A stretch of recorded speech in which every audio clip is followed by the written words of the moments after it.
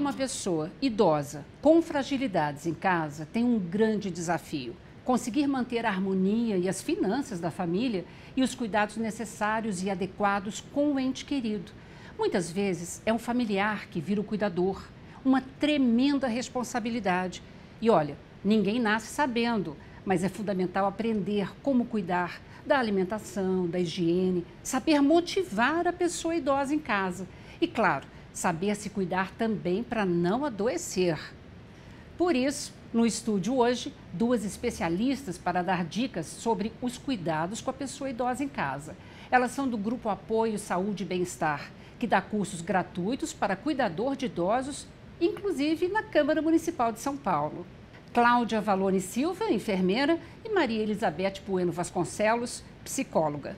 É verdade, cada dia com a longevidade mais comum a gente ter uma pessoa idosa que merece cuidados especiais. Com certeza. Eu acho que com o envelhecimento da população, nós estamos tendo essa mudança do cuidado, né? Uhum. Então, hoje, cada vez mais as famílias têm que se responsabilizar por alguma pessoa idosa. Com certeza, cada um de nós conhece pessoas idosas ou da família ou próximas e precisa de cuidados. Algumas vezes, cuidado pela própria família, que a gente chama de cuidador familiar, ou muitas vezes um cuidado formal, um cuidado de uma pessoa que é contratada para cuidar. De qualquer maneira, é um grande desafio cuidar de uma pessoa idosa em casa.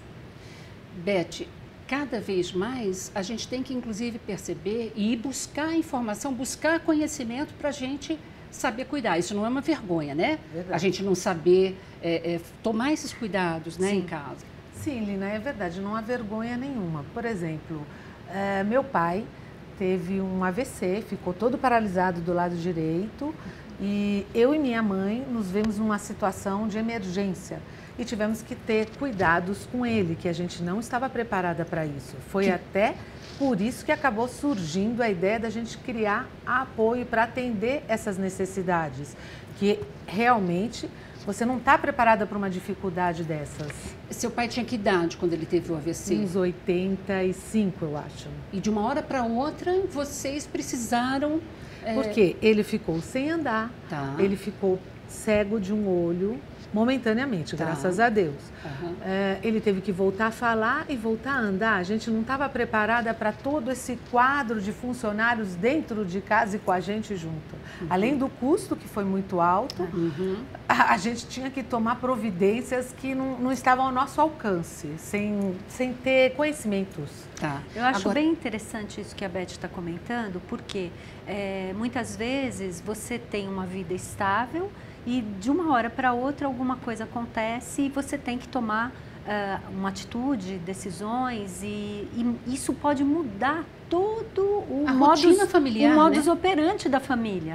E hoje, como a gente tem pessoas que cada vez mais trabalham, você não tem as filhas dentro de casa, você não tem... Então, você precisa tomar decisões e essas decisões muitas vezes passam por contratação de uma segunda pessoa. Por um lado, né, não deixa de ser uma profissão em ascendência, não é verdade? Sim.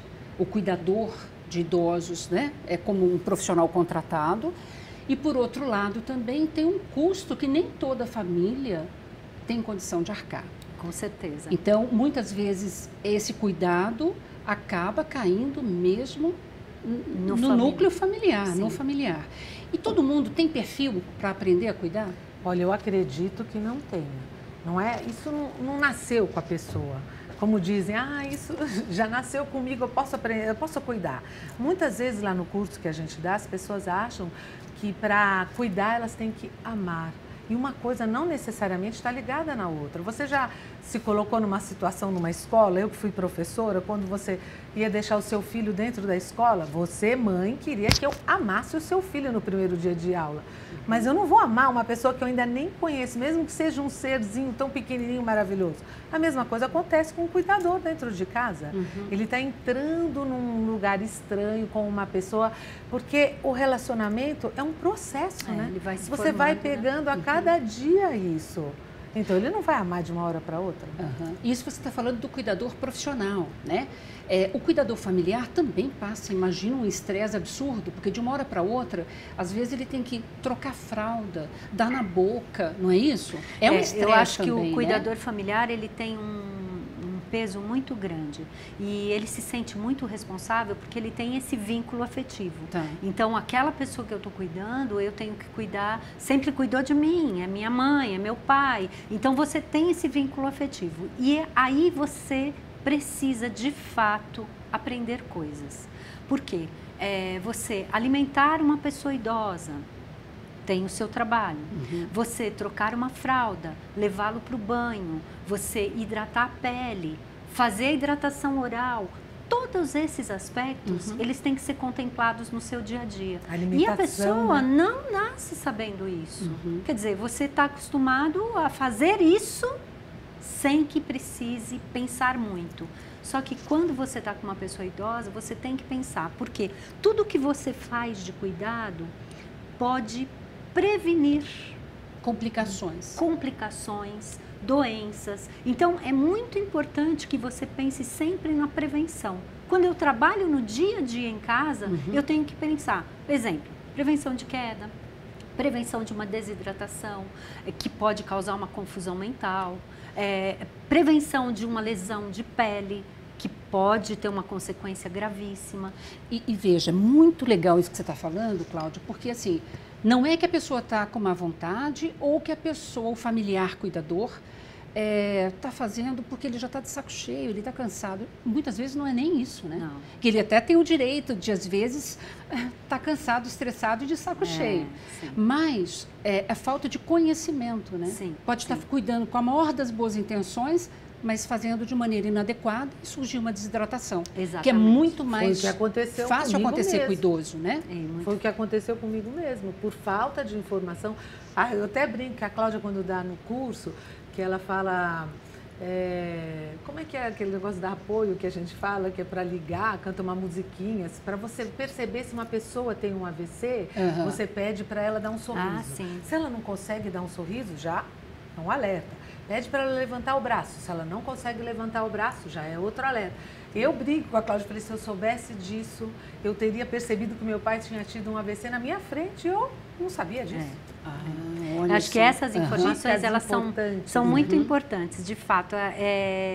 Tem coisas simples, né, que podem ser ensinadas e que fazem com que você fique ligada naquele idoso ou na pessoa que você cuida, de forma a rapidamente tomar uma decisão e evitar problemas. Então, assim, isso é muito importante. Então, eu vou explorar vocês duas, né, que estão acostumadas com isso no dia a dia. Vamos tentar passar, então, uma série de dicas práticas para quem está nos assistindo, né, para ajudar essa pessoa a cuidar melhor, né, da pessoa idosa em casa. Perfeito. Acho que ela podia verificar, tirar tapetes de casa. A maçaneta retangular é mais fácil, porque a redonda você tem dificuldade, às vezes, de pegar. De manusear, né? Da pessoa idosa manusear. No chuveiro, você pode colocar ou uma meia presa com um sabonete. Até trouxe um sabonete para a gente prestar atenção. Olha, que você poderia amarrar na torneira ali do chuveiro. Que interessante, porque daí não cai o sabonete, quedas, não escorrega. Quedas. Entendi. As barras de apoio, né, são fundamentais, né? E você realmente ter um ambiente seguro significa você não ter fios no meio da sala, você facilitar, por exemplo, muitas vezes aquele idoso. Uma coisa que a gente não comentou, que eu acho que vale a pena a gente comentar. A gente precisa manter a autonomia daquela pessoa. Então, também, cuidar bem não significa que você vai fazer tudo por aquela pessoa. Você vai fazer por ela o que ela ainda pode fazer. Então, um exemplo seria mexer na televisão. Qual é o indivíduo idoso que não tem dificuldade? Hoje em dia você tem um controle remoto para uma coisa, um controle remoto... Então, simplifica. Hoje existem controles remotos que você... Unificados, unifica, né? Os dois. Coloque... aprenda algumas teclas que ele não pode mexer, por exemplo, porque isso pode dar alguma interferência na televisão. Mas, de alguma maneira, dê autonomia para ele escolher o que ele quer assistir e ele mexer no canal, né? Ou seja, não é fazer tudo pelo outro, é estimular que ele possa manter o maior grau de independência possível pelo maior tempo. Porque, olha, o que a gente mais vê com esse exemplo que a Cláudia deu, são os pais ligando para os filhos e pedindo, você pode vir aqui? A televisão está chiando, porque apertou um número errado, tirou da net. Então, eles não conseguem mais ter o controle. Por exemplo, cuidados com a alimentação. Sim. Isso é bastante importante e vai depender da fase que o idoso está. Existem idosos que não têm nenhuma contraindicação de alimento, então ele continua comendo o alimento que é preparado em casa. E uma coisa que é fundamental é manter o idoso na rotina da casa.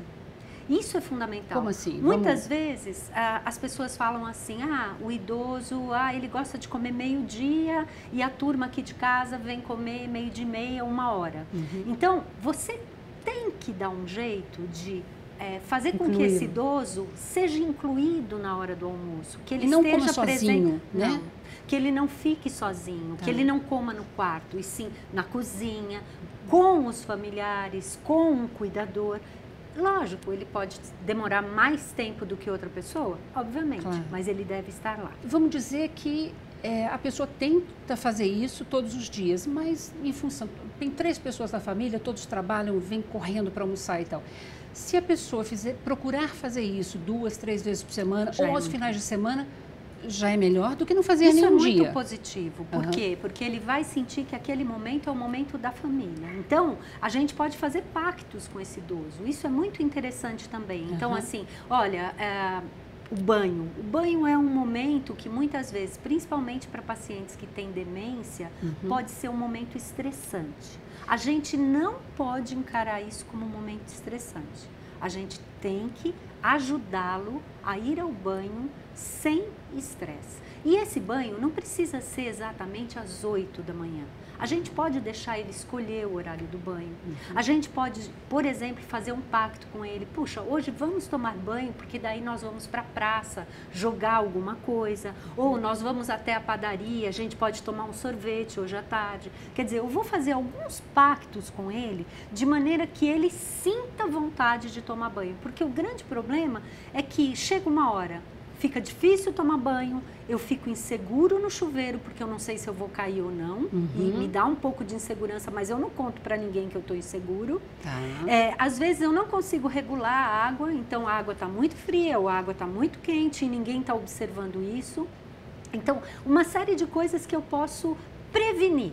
Eu posso ajudá-lo a chegar no banho de maneira mais tranquila e sem estresse, porque se a gente começar a se estressar, aí não tem... tudo errado.